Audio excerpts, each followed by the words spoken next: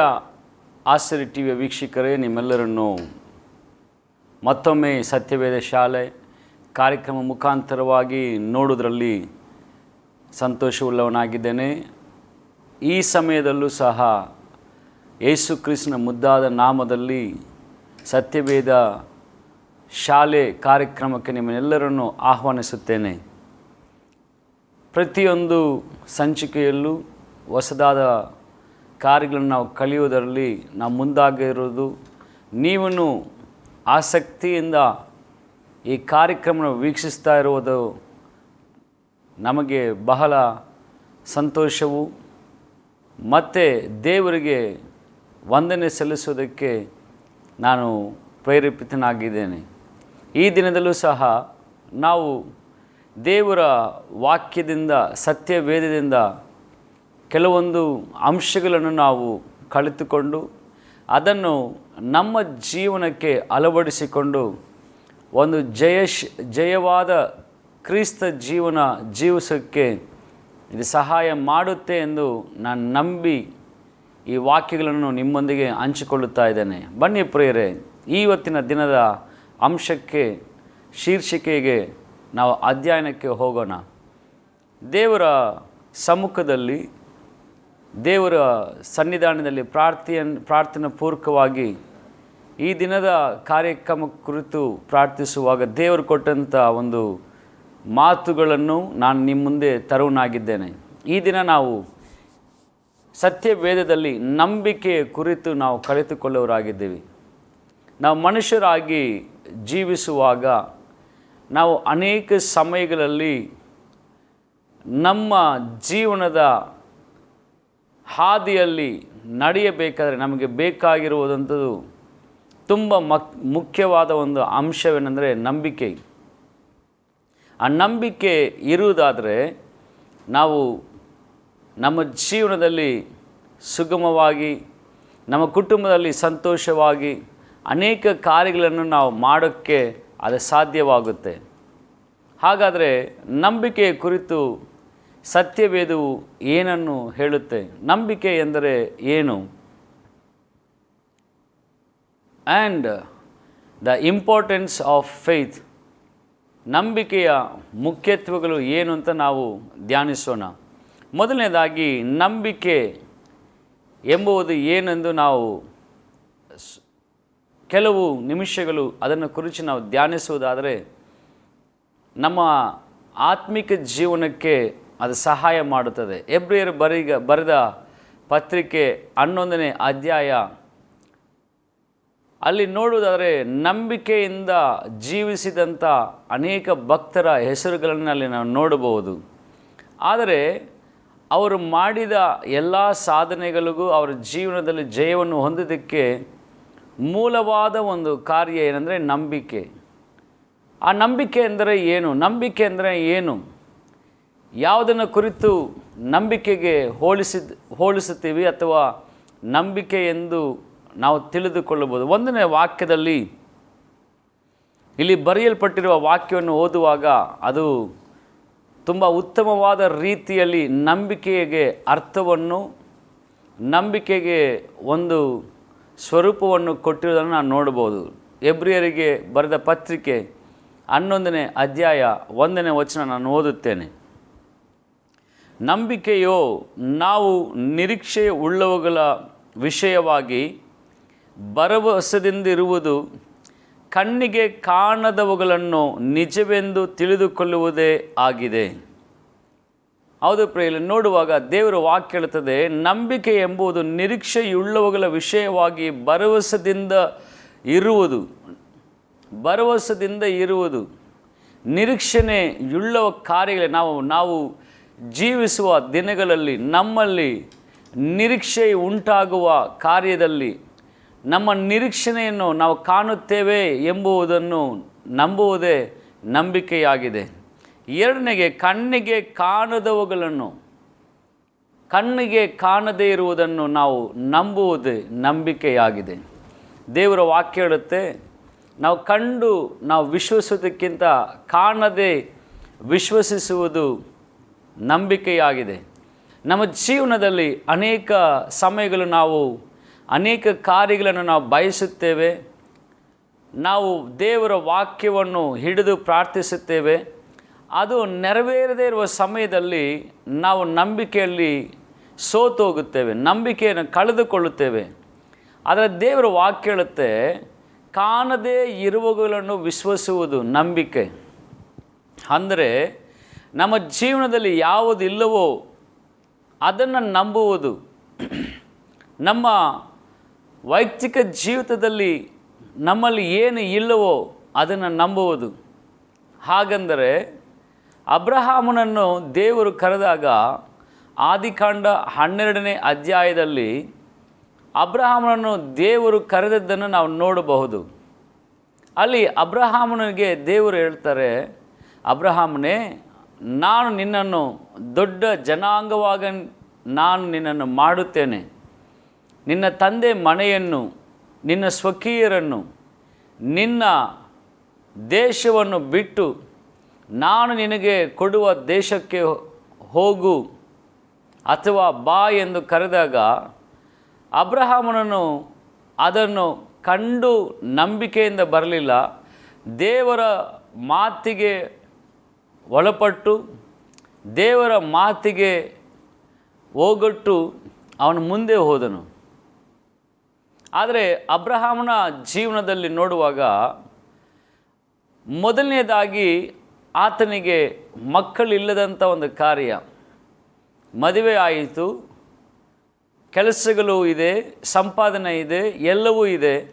ಆದರೆ ಅಬ್ರಹಾಮನಿಗೆ ಮಕ್ಕಳಿಲ್ಲದಿರುವಂಥ ಒಂದು ಸಮಸ್ಯೆ. ಆದರೆ ದೇವರ ವಾಕ್ಯ ಹೇಳುತ್ತೆ, ನಿನ್ನನ್ನು ದೊಡ್ಡ ಜನಾಂಗವಾಗಿ ನಾನು ಮಾಡುತ್ತೇನೆ. ನಿನ್ನ ಮುಖಾಂತರವಾಗಿ ದೇಶಗಳು, ಅರಸರು ಹುಟ್ಟುವರು. ಒಂದು ವೇಳೆ ಅಬ್ರಹಾಮನು ಕೇಳಿರ್ಬೋದು, ದೇವರೇ ನನಗೆ ಮಕ್ಕಳೇ ಇಲ್ವಲ್ಲ, ನನ್ನ ಆಸ್ತಿಯಾಗಿ ನನ್ನ ಕುಟುಂಬಕ್ಕಾಗಿ ಒಂದು ಮಗುವನ್ನು ಇಲ್ಲ, ಆದರೆ ನೀನು ನನ್ನ ದೊಡ್ಡ ಜನಾಂಗವಾಗಿ ಮಾಡುತ್ತೀಯಾ ಅಂತ ಪ್ರಶ್ನೆ ಕೇಳಿದೆ. ಅಬ್ರಹಾಮನು ದೇವರನ್ನು ನಂಬಿ ಮುಂದಕ್ಕೆ ಸಾಗಿ ಹೋದನು. ಹೌದು ಪ್ರಿಯರೇ, ನಾವು ಸಹ ನಮ್ಮ ಜೀವನದಲ್ಲಿ ದೇವರು ಕೊಡುವಂಥ ವಾಗ್ದಾನಗಳನ್ನು ನಂಬಿ ದೇವರ ವಾಕ್ಯವನ್ನು ನಂಬಿ ನಾವು ಮುಂದೆ ಹೋಗುವುದಾದರೆ ದೇವರು ಮಾಡುವಂಥ ಅದ್ಭುತ ಕಾರ್ಯಗಳನ್ನು ನಾವು ನೋಡೋರಾಗಿರುತ್ತೇವೆ. ದೇವರ ವಾಕ್ಯ ಹೇಳುತ್ತೆ, ಅದೇ ಎಬ್ರಿಯರಿಗೆ ಬರೆದ ಪತ್ರಿಕೆ 11ನೇ ಅಧ್ಯಾಯ 6ನೇ ವಚನದಲ್ಲಿ ನೋಡುತ್ತೇವೆ, but without faith it is impossible to please god.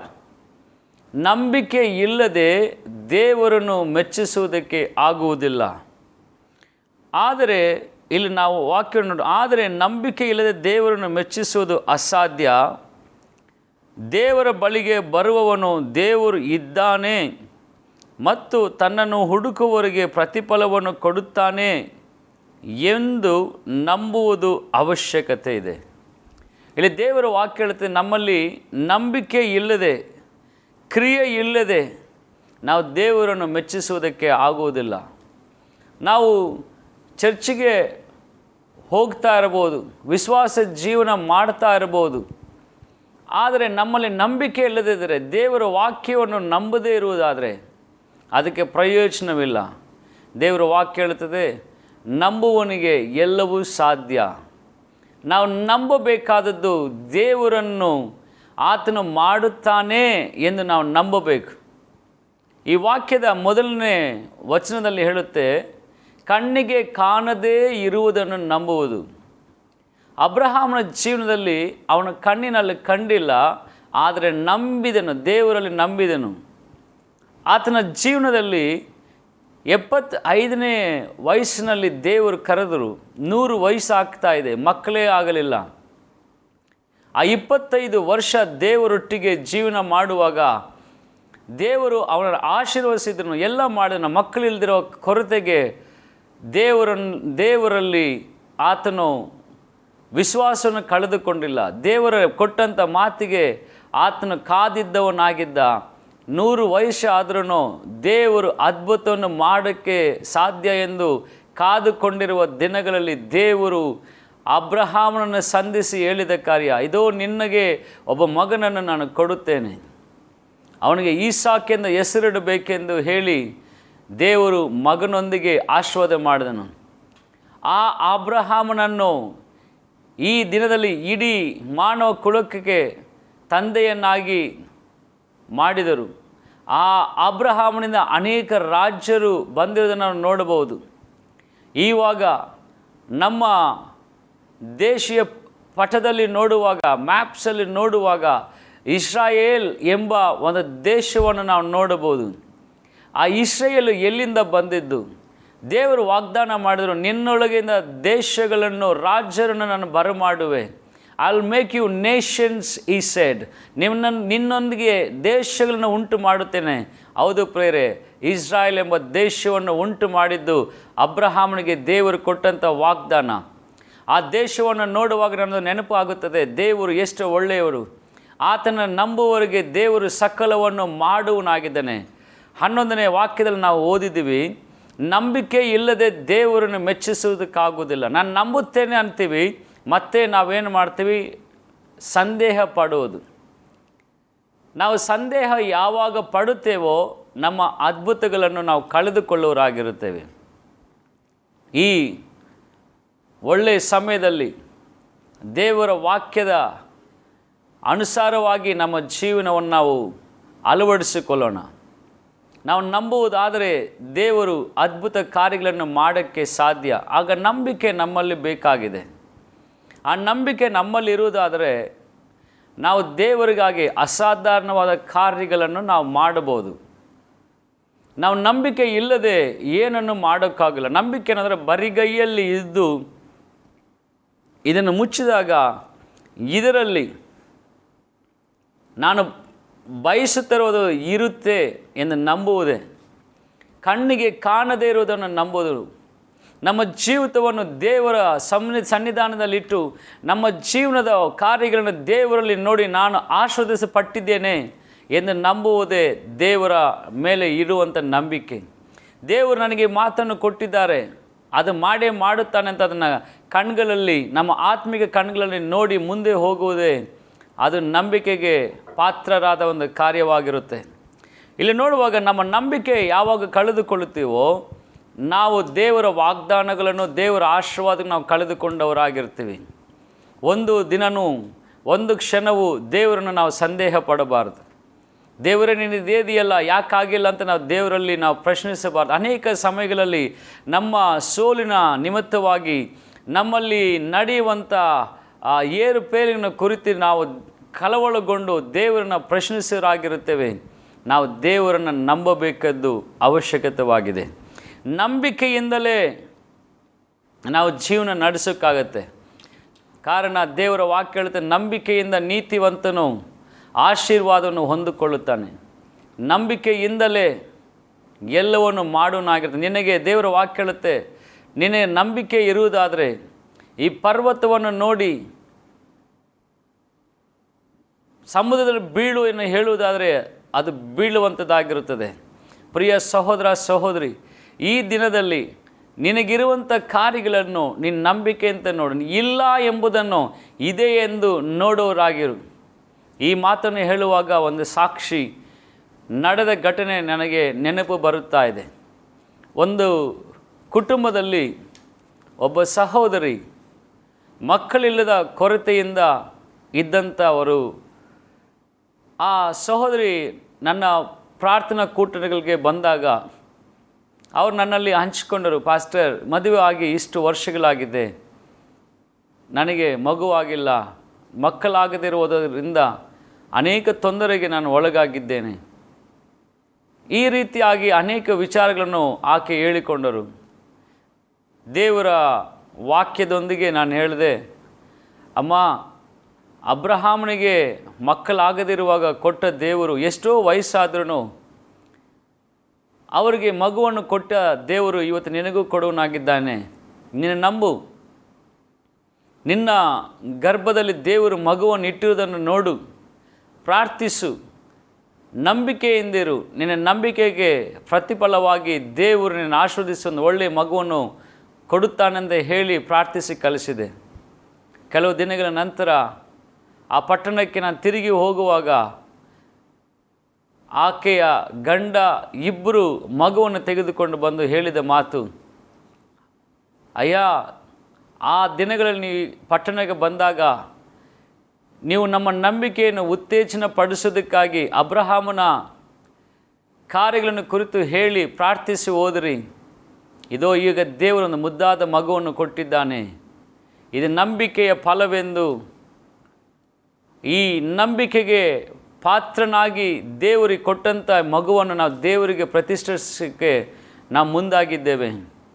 ಆತನಿಗೆ ಅಭಿಷೇಕ್ ಎಂದು ಹೆಸರಿಟ್ಟಿದ್ದೀವಿ ಅಂತ ಹೇಳಿ ಅವರು ದೇವರ ನಾಮವನ್ನು ಕೊಂಡಾಡುತ್ತಾ ಮನೆಗೆ ಹೊರಟು ಹೋದರು. ನಮ್ಮ ದೇವರಿಗೆ ಅಸಾಧ್ಯವಾದ ಕಾರ್ಯಗಳು ಯಾವುದೂ ಇಲ್ಲ. ನಾವು ನಂಬಬೇಕಾಗಿರೋದು ನಮ್ಮ ಕಾರ್ಯ, ಕ್ರಿಯೆ ಮಾಡೋದು ದೇವರಿಗೆ ಇರುವಂಥ ಒಂದು ಕಾರ್ಯವಾಗಿದೆ.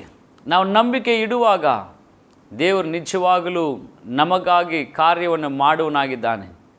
ಅದು ಮಾತ್ರವಲ್ಲದೆ ನಂಬಿಕೆಯ ಇನ್ನೊಂದು ಸಾಕ್ಷಿಯನ್ನು, ನಂಬಿಕೆ ಇಡುವಾಗ ದೇವರು ಮಾಡುವಂಥ ಕಾರ್ಯಗಳನ್ನು ನಾನು ನಿಮಗೆ ತಿಳಿಸುವುದರಲ್ಲಿ ಆಸಕ್ತಿ ಉಳ್ಳವನಾಗಿದ್ದೇನೆ. ನನ್ನ ಜೀವನದಲ್ಲಿ ನಮ್ಮ ಸೇವೆಯ ಆರಂಭದ ದಿನಗಳಲ್ಲಿ ದೇವರು ಪ್ರಾರ್ಥಿಸುವಾಗ ನನಗೆ ಹೇಳಿದರು, ಈ ಯುವಕರಿಗೆಂದು ನೀನೊಂದು ಈ ಕೂಟವನ್ನು ಆಯೋಜಿಸು. ಅವಾಗ ನಾನು ಹೇಳಿದೆ, ದೇವರೇ, ನನ್ನ ಬಳಿ ಏನೂ ಇಲ್ಲ, ನಾನು ಏನು ಮಾಡೋದಕ್ಕೆ ಸಾಧ್ಯ ಅಂತ ಹೇಳುವಾಗ ದೇವರು ಹೇಳಿದ ಮಾತು, ನನ್ನನ್ನು ನಂಬು, ನಾನು ಮಾಡುವೆನೆಂದು. ಆ ದಿನ ನನ್ನ ಪ್ರಾರ್ಥನೆ ಪೂರ್ವಕವಾಗಿ ಒಂದು ದೊಡ್ಡ ಮಂಟಪವನ್ನು ದೇವರು ಬುಕ್ ಮಾಡುವುದಕ್ಕಾಗಿ ಹೇಳಿದರು.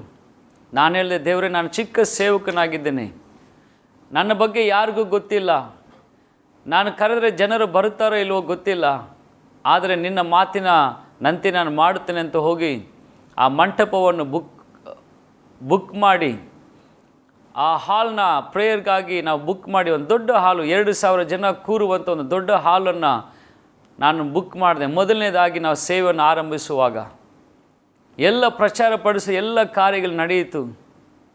ಕೂಟದ ಆರಂಭದಲ್ಲಿ ನೋಡುವುದಾದರೆ ಒಂದು 10 ಜನ ಇದ್ದರು. ನಾನು ದೇವರಲ್ಲಿ ಪ್ರಾರ್ಥಿಸಿ ಆ ಮುಂದಿನ ರಾತ್ರಿಯಲ್ಲಿ, ದೇವರೇ, ನೀನು ಹೇಳಿದ ಎಲ್ಲ ಕಾರ್ಯಗಳನ್ನು ನಾನು ಮಾಡಿ ಮುಗಿಸಿದ್ದೇನೆ. ನೀನು ಹೇಳಿದೆಯಾ ಈ ಕೂಟಕ್ಕೆ ನೀನು ಆರಿಸಿಕೊಂಡಿರೋ ಜನರನ್ನು ಕರೆತರುತ್ತೀಯ ಅಂತ ಹೇಳಿ ನಂಬಿದ್ದೇನೆ, ಅದರಂತೆ ನಾನು ಮಾಡಿದ್ದೇನೆ ಅಂತೇಳಿ ನಾನು ಆರಾಧನೆ ಮಾಡೋದಕ್ಕೆ ಆರಂಭ ಮಾಡಿದೆ. ಕಾಲಕ್ರಮೇಣ ಸಮಯ ಹೋಗುತ್ತಾ ಕಳೆಯುತ್ತಾ ಅನೇಕ ಹೋರಾಟಗಳ ಮಧ್ಯದಲ್ಲಿ ಆ ಕೂಟವನ್ನು ನಾವು ಆಯೋಜಿಸಿದ್ದೀವಿ. ಆ ಕೂಟವನ್ನು ನಾವು ಮುಗಿಸುವಾಗ ನೋಡುವಾಗ ಎಲ್ಲಿ ಇಲ್ಲದಂಥ ಜನಸಂಖ್ಯೆಯಾಗಿ ಸಾಗರವಾಗಿ ತುಂಬಿ ಹಾಲು ಮತ್ತು ಹೊರಗಡೆ ಎಲ್ಲ ತುಂಬಿ ಅನೇಕ ಯುವಕರು ಆಶೀರ್ವಾದವನ್ನು ಪಡೆಯುವುದನ್ನು ನಾನು ನೋಡಿದೆ. ಆ ದಿನ ನಾನು ಆ ವೇದಿಕೆ ಮೇಲೆ ಕಣ್ಣೀರಿನ ದೇವರಿಗೆ ಸ್ತೋತ್ರ ಹೇಳಿದೆ. ಯೇಸುವೆ, ನೀನು ಎಷ್ಟು ಒಳ್ಳೆಯವನು, ನೀನು ಹೇಳಿದ ಮಾತುಗಳನ್ನು ಮಾಡುತ್ತೀಯಲ್ಲ. ಆವಾಗ ನನ್ನಲ್ಲಿ ಆ ಕೂಟವನ್ನು ನಡೆಸೋದಕ್ಕೂ ನನ್ನನ್ನು ಆರ್ಥಿಕ ಪರಿಸ್ಥಿತಿಯಲ್ಲಿ ಸರಿಯಾಗಿರಲಿಲ್ಲ. ಆದರೆ ದೇವರು ಎಲ್ಲವನ್ನು ಸಂಧಿಸಿ ಆತನಿಗೆ ಹೇಳಿದ ಹಾಗೆ ಆ ಕಾರ್ಯವನ್ನು, ಆ ಕೂಟವನ್ನು ಮುಗಿಸಿಕೊಟ್ಟರು. ಇದು ಹಾಕಿ ಒಂದು ಚಿಕ್ಕ ಉದಾಹರಣವಾಗಿ ನಿಮ್ಗೆ ಹೇಳುತ್ತಾ ಇದ್ದೀನಿ.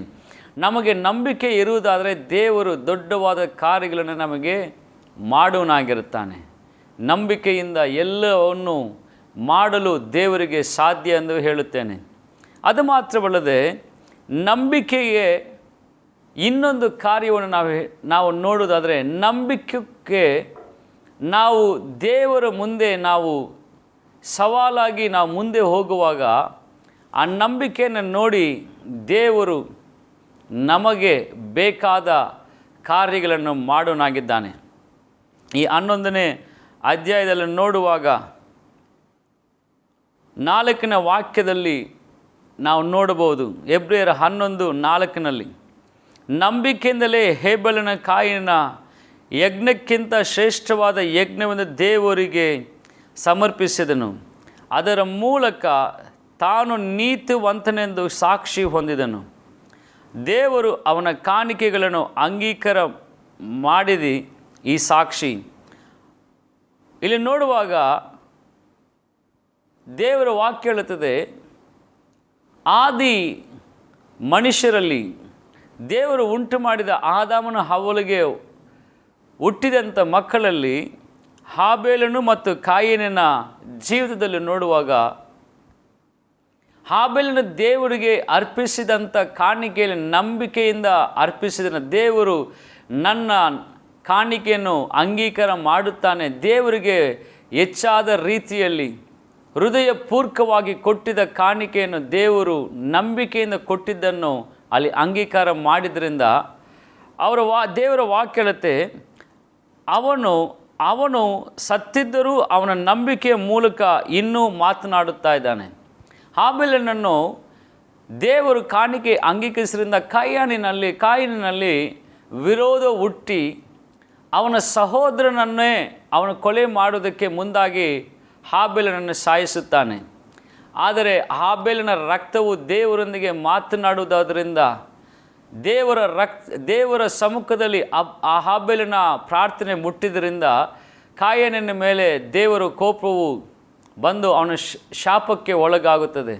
ಇಲ್ಲಿ ನೋಡಿದ್ರೆ ಅವನ ಸತ್ತವನಾಗಿದ್ದರೂ ಅವನ ನಂಬಿಕೆಯಿಂದ ಅವನ ಮಾತನಾಡೋನಾಗಿದ್ದ. ಇವತ್ತಿಗೂ ಹಾಬೇಲಿನ ಕಾಣಿಕೆಯ ಕುರಿತು ನಾವು ಧ್ಯಾನ ಮಾಡೋದಾದರೆ ಅದರಲ್ಲಿ ನಾವು ಅನೇಕ ಕಾರ್ಯಗಳನ್ನು ನಾವು ಕಲಿತುಕೊಳ್ಳಬಹುದು. ಹಾಗಾದರೆ ಹಾಬೇಲನು ಕಾಣಿಕೆ ಕೊಟ್ಟಿದ್ದು ದೇವರು ಆ ಕಾಣಿಕೆಯನ್ನು ಮೆಚ್ಚಿಕೊಂಡಿದ್ದು ಕಾರಣ ಅಂದರೆ ನಂಬಿಕೆಯಿಂದ. ದೇವರ ಮೇಲೆ ನಾವು ನಂಬಿಕೆ ಇಟ್ಟು ಮಾಡುವಾಗ ದೇವರನ್ನು ಅದನ್ನು ಆಶೀರ್ವದಿಸುವನಾಗಿದ್ದಾನೆ. ಹೌದು ಪ್ರಿಯರೇ, ಈ ದಿನದಲ್ಲಿ ನಾವು ಕಲಿತುಕೊಂಡ ಈ ಸತ್ಯವೇದ ಪಾಠದಿಂದ ನಾವು ತಿಳಿದುಕೊಳ್ಳಬೇಕಾದ ಕಾರ್ಯವೆಂದರೆ ನಮ್ಮಲ್ಲಿ ನಂಬಿಕೆ ಇರಬೇಕು. ಆ ನಂಬಿಕೆ ಏನೆಂದರೆ ಕಾಣದೇ ಇರುವುಗಳನ್ನು ನಂಬುವುದು ನಂಬಿಕೆಯಾಗಿದೆ. ನಮ್ಮ ಜೀವಿತದಲ್ಲಿ ಏನು ಇಲ್ಲವೋ, ಏನು ಆಗುತ್ತಾ ಇಲ್ಲವೋ, ಏನು ಸಾಧ್ಯವಾಗುತ್ತಾ ಇಲ್ಲವೋ ಅದು ದೇವರಿಂದ ಸಾಧ್ಯ ಎಂದು ನಂಬುವಾಗ ದೇವರು ನಮ್ಮ ಜೀವನದಲ್ಲಿ ಅದ್ಭುತಗಳನ್ನು ಮಾಡೋನಾಗಿದ್ದಾನೆ. ನಾವು ಕಣ್ಣುಗಳನ್ನು ಮುಚ್ಚಿ ನಾವು ಪ್ರಾರ್ಥಿಸೋಣ. ಪ್ರಿಯ ಯೇಸುವೆ, ಈ ಸಮಯದಲ್ಲಿ ನಾವು ನಂಬಿಕೆಯನ್ನು ಕುರಿತು ಧ್ಯಾನಿಸಿ ಆ ನಂಬಿಕೆ ಕುರಿತು ನಾವು ಕೆಲವೊಂದು ವಿಚಾರಗಳನ್ನು ಕಲಿತುಕೊಳ್ಳುವುದಕ್ಕೆ ನೀವು ಕೊಟ್ಟಂಥ ಭಾಗ್ಯಕ್ಕಾಗಿ ಸ್ತೋತ್ರ. ನಂಬಿಕೆಯಿಂದಲೇ ನೀತಿವಂತನು ಜೀವಿಸುವನಾಗಿದ್ದಾನೆ. ನಂಬಿಕೆಯಿಂದ ಎಲ್ಲವೂ ಸಾಧ್ಯವೆಂದು ನೀನು ತಿಳಿಸಿಕೊಟ್ಟಿದ್ದಕ್ಕಾಗಿ ಸ್ತೋತ್ರ. ಅಬ್ರಹಾಮನ ಜೀವನದಲ್ಲಿ ನಂಬಿದ್ದರಿಂದ ಅವನನ್ನು ದೊಡ್ಡ ರಾಜ್ಯವನ್ನಾಗಿ ನೀನು ಮಾರ್ಪಡಿಸಿದೆಯಾ, ಅದಕ್ಕಾಗಿ ಸ್ತೋತ್ರ ಸಲ್ಲಿಸುತ್ತೇನೆ.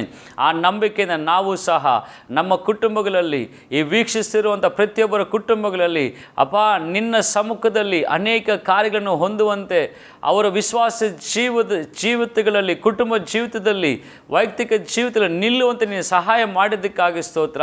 ಇವಾಗಲೇ ಅವರ ನಂಬಿಕೆ ಮುಖಾಂತರವಾಗಿ ನೀನು ಮಾಡುತ್ತಿರುವ ಅದ್ಭುತಗಳಿಗಾಗಿ ಸ್ತೋತ್ರ ಸಲ್ಲಿಸುತ್ತಾ ಇದ್ದೇನೆ. ಒಬ್ಬೊಬ್ಬರನ್ನು ನಿನ್ನ ರೆಕ್ಕೆಯಲ್ಲಿ ಮರೆಮಾಚಿ ನಡೆಸಬೇಕೆಂದು ಪ್ರಾರ್ಥಿಸುತ್ತಾ ಯೇಸು ಕ್ರಿಸ್ತ ನಾಮದಲ್ಲಿ ಈ ನಂಬಿಕೆ ಫಲವನ್ನು ಒಬ್ಬೊಬ್ಬರಲ್ಲಿ ಉಂಟು ಮಾಡಬೇಕೆಂದು ನಾವು ಬೇಡಿಕೊಳ್ಳುತ್ತಾ ನಿನ್ನ ನಾಮದಲ್ಲಿ ಪ್ರಾರ್ಥಿಸುತ್ತೇನೆ ತಂದೆಯೇ, ಆಮೆನ್.